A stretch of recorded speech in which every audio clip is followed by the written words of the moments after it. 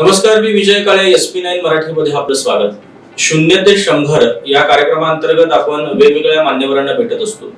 आज वैद्यकीय क्षेत्रातले एक मान्यवर आपल्या स्टुडिओमध्ये आहेत. बदलत्या जीवनशैलीचा माणसाच्या आरोग्यावर होणारा परिणाम, बदलत्या जीवनशैली बरोबरच माणसांनी स्वतःवर बंधनं घालून घ्यायला पाहिजेत, ती न घालून घेतल्यामुळे त्यांच्या आरोग्यावर होणारा परिणाम आणि एकूणच विकसित झालेलं वैद्यकशास्त्र, या अर्थाने आज आपण बोलणार आहोत. आज आपल्या स्टुडिओमध्ये डॉक्टर अश्विनी अवताडे मॅडम आहेत. मॅडम, मी SP9च्या स्टुडिओमध्ये तुमचं मनापासून स्वागत करतो. मला तुम्हाला असं विचारायचं आहे की तुम्ही आता सध्या BAMS MD आहात, तर डॉक्टर होण्यापाठीमागची नेमकी पार्श्वभूमी काय आहे? म्हणजे कुटुंबात असं कोणी डॉक्टर होतं का? निश्चित एक घटना अशी कुठली होती की ती बघितल्यानंतर असं वाटलं की मला डॉक्टर व्हायचं? नक्कीच. मी ज्यावेळी लहान होते, माझे मामा हे स्वतः BAMS MD होते आणि त्यांची ठाण्यामध्ये खूप छान प्रॅक्टिस चालू होती. ज्या वेळेला मी लहान होती, माझ्या आजीने सुद्धा आजीबाईचा बटवा अशा पद्धतीने सतत आम्हाला आयुर्वेदाचीच औषधं दिली. मी कधीच लहानपणापासून कधी ॲलोपॅथीची मेडिसिन घेतली नाही. तेव्हापासून मोठं होऊन डॉक्टर बनायचं आणि त्याचबरोबर आयुर्वेदिकच डॉक्टर बनायचं हे मी तेव्हाच ठरवलेलं होतं. त्यानंतर मामांच्या सोबत इंटर्नशिप मध्ये सुद्धा मी त्याच पद्धतीचं वर्क करत गेले. आतापर्यंत तुम्ही कुठं काम केलं? म्हणजे तुमच्या एकूण कामाचा प्रवास कसा होता? मी प्रथम ज्या वेळेला पुण्यामध्ये होते, माझं शिक्षण सगळं जे आहे ते मुंबईमध्ये झालंय. त्यानंतर मी पुण्यामध्ये माझं ग्रॅज्युएशन आणि पोस्ट ग्रॅज्युएशन हे मी पुण्यामधनं केलं. पुण्यामध्ये एक पुनर्वसू एक संस्था आहे, ज्याच्यामध्ये मी ह्या पद्धतीचं इमर्जन्सी आयुर्वेदामध्ये कशा पद्धतीने हँडल करता येईल अशा पद्धतीचं शिक्षण मी सगळं तिथे घेतलं. हे सगळं करत असताना आमचे जे संस्थापक आहेत, रोहित साने सर, माधवबागचे संस्थापक, यांच्याशी माझी ओळख झाली. आयुर्वेद क्षेत्रामध्ये सुद्धा अतिशय इमर्जन्सी असं हृदयरोग जो आपण म्हणतो त्याच्यावर सुद्धा त्यांनी खूप छान त्यांचं काम चालू होतं. मी खरं त्याच्यावर खूप प्रभावित झाले. तेव्हापासून मी माधवबाग ही जी हृदय निवारण केंद्र आहे याच्यामध्ये मी ह्यांच्याशी कनेक्ट झाले. त्यानंतर मी मुंबईमध्ये वर्किंग माझं स्टार्ट केलं होतं आणि आता मुंबई, औरंगाबाद, अमरावती आणि आता मी सध्या कोल्हापूरमध्ये करत आहे. सध्याच्या बदलत्या जीवनशैलीमध्ये हृदयरोग, शरीरामध्ये साखरेचं प्रमाण वाढणं किंवा ब्लड प्रेशर असे आजार आहेत, तर या आजाराचं प्रमाण वाढण्याची कारण काय? सध्याच्या याच्यामध्ये जी आपण म्हणूया की बदलती आहारशैली, आहार आणि विहारशैली. पहिल्यांदाच आपण पाहिलं तर पहिल्यांदा जी लोक होती त्यांचं योग्य प्रमाणामध्ये खाणं असायचं, एक त्यांच्या कामं असायची. ही कामच अशा पद्धतीची होती की त्यांना वेगळी एक्सरसाइज करायची गरज पडत नसायची. आत्ताच्या आपण आहारशैली किंवा विहारशैलीत बघायला गेलं तर बटन स्टार्ट, म्हणजे आपण म्हणूया की कुठल्याही गोष्टीसाठी एक बटन दाबलं तर आपली सगळी कामं होतात. आणि माझ्या मते तरी ही जी यांत्रिक संकल्पना ही सध्या चालू आहे, ह्या सगळ्या गोष्टींमुळे माणूस आळशी बनला. माणसाची व्यायाम करण्याची किंवा शरीराला हालचाल करण्याची जी एक क्षमता असायची ती थोडी कमी झाली.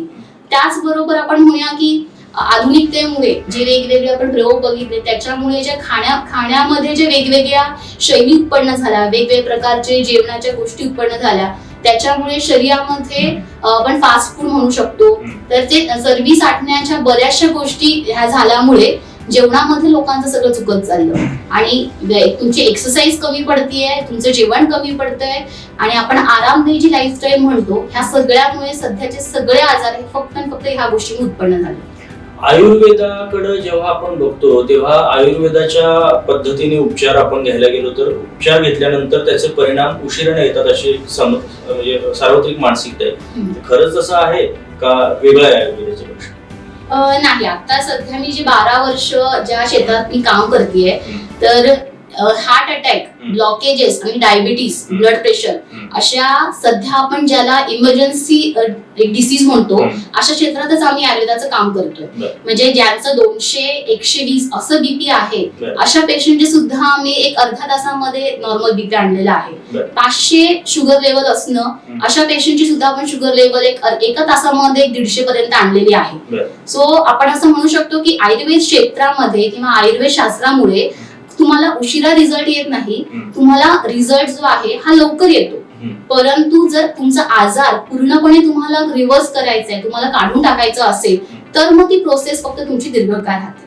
म्हणजे समूळ आजार नष्ट करण्यासाठी आपल्याला थोडा वेळ द्यावा लागतो. मला असं विचारायचं आहे की आयुर्वेदाकडे बघण्याचा सध्याचा जो मानस आहे किंवा वर्तमान जे आहे ते फार सकारात्मक दिसत नाही, तर त्या संदर्भात काही भूमिका घेणार का? हो नक्कीच. आता एखाद्या गोष्टीला जर सकारात्मक आपल्याला ऍटिट्यूड आणायचा आहे लोकांकडनं, तर आपण नुसतं बोलून होणार नाहीये. जोपर्यंत आपण रिझल्ट लोकांना देणार नाही, जोपर्यंत तुमच्या सगळ्यांच्या समोर ब्लॉकेजेसमुळे किंवा आपल्या आयुर्वेदिक ट्रीटमेंटमुळे म्हणजे पंचकर्म असू दे किंवा औषधं असू दे, त्याच्यामुळे एखादी व्यक्ती जर मरताना वाचत असेल किंवा एखाद्या व्यक्तीचे पुढे होणारे साईड इफेक्ट जे डायबिटीजमुळे असू दे, ब्लड प्रेशरमुळे असू दे, हे जर तुमच्या नजरेवर तुम्हाला कमी होत असेल, तर हे जर तुम्हाला रिझल्ट दाखवले तरच तुमचा हा जो सकारात्मक आपण म्हणूया की ते वाढत जाणार आहे. एक स्त्री डॉक्टर म्हणून मी तुम्हाला असा प्रश्न विचारेन की महिलांमध्ये काही वेगळे आजार तुम्हाला अलीकडे वर्तमानात जाणवतात का, की ज्याचं प्रमाण जास्त आहे? महिलांमध्ये आपण म्हणूया की हॉर्मोनल इम्बॅलन्समुळे होणारे आजार जास्त मिळतात मला. म्हणजे जसं आपण म्हणूया की पहिला रजोनिवृत्ती म्हणजे मेनोपॉजचं एज जे होतं हे कुठेतरी 50 एजच्या प्लस असायचं. आता हेच एज मी जे पेशंट बघतीये तर मला 38 एज मध्ये सुद्धा ही लक्षणं आढळतात. आणि जसं ह्याच्यामुळे आपल्याला ब्लड प्रेशर, डायबिटीज ह्या सगळे आजार ह्याच्यामुळे पूर्ण कारणीभूत होतात.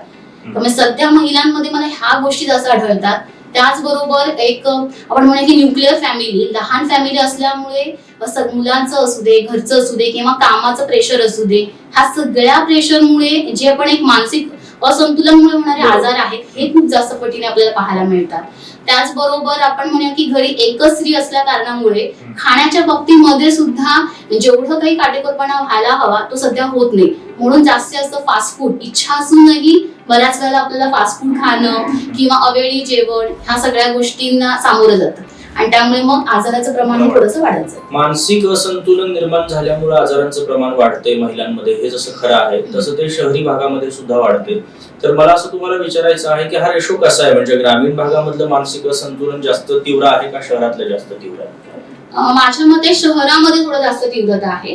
कारण ग्रामीण मध्ये आपल्याला काय होतं की आजूबाजूला माणसं जास्त असतात. ज्या पद्धतीने आपल्या मनामध्ये काय चालू आहे हे आपण कुणाशी तरी बोलून आपलं मन हलकं करू शकतो. त्यामुळे थोडीफार असतात, त्यांनाही त्रास आहेत तेवढे, पण किमान ते दुसऱ्याशी बोलल्यामुळे त्यांना हलकेपणा येतो मनामध्ये. आणि हेच थोडंसं शहरी भागामध्ये जो तो आपल्या कामामध्ये बिझी असल्यामुळे मन मोकळं होण्याची जी प्रक्रिया आहे ही कुठेतरी कमी होते आणि मनातल्या गोष्टी बाहेर न आल्यामुळे डेफिनेटली त्याचा त्रास हा वाढत जातो. आज आपल्या स्टुडिओमध्ये डॉक्टर अश्विनी अवताडे होत्या की एकूणच आयुर्वेदाचं महत्व काय, आयुर्वेदाची जी उपचार पद्धती आहे आणि त्याचा जो परिणाम आहे यामधला जो अवधी असतो तो अवधी आजार समूळ नष्ट करण्याचा असतो. पण तुम्हाला तात्काळ जगायचं असेल किंवा त्या आजारातून बाहेर यायचं असेल तर आयुर्वेद आहे त्या पद्धतीनं अत्यंत उत्तम काम करतं. आणि सर्वात महत्वाचं म्हणजे मानसिक तणावांमुळे महिलांमध्ये प्रचंड आजार वाढत आहेत. शहरी भागामधल्या लोकांमध्ये मानसिक तणावामुळे ते आजार वाढत आहेत. ग्रामीण भागामध्ये हे प्रमाण कमी असण्याचं कारण ग्रामीण भागामध्ये मन मोकळं करण्याची जागा आजही उपलब्ध आहे. अशा अर्थाने त्यांनी अत्यंत मार्मिक विवेचन केलं. मॅडम, आपण या स्टुडिओमध्ये आलात, आमच्याशी मनमुराद गप्पा मारल्यात, त्याबद्दल SP9च्या वतीनं तुम्हाला मनापासून धन्यवाद देतो. येत्या काळामध्ये तुमचं काम असंच व्यापक होत राहावं याही शुभेच्छा देतो. अशाच व्यक्तिमत्वांसह आपण भेटत राहणार आहोत. तोपर्यंत तुम्ही पाहत राहा SP9 Marathi, your time your news. धन्यवाद.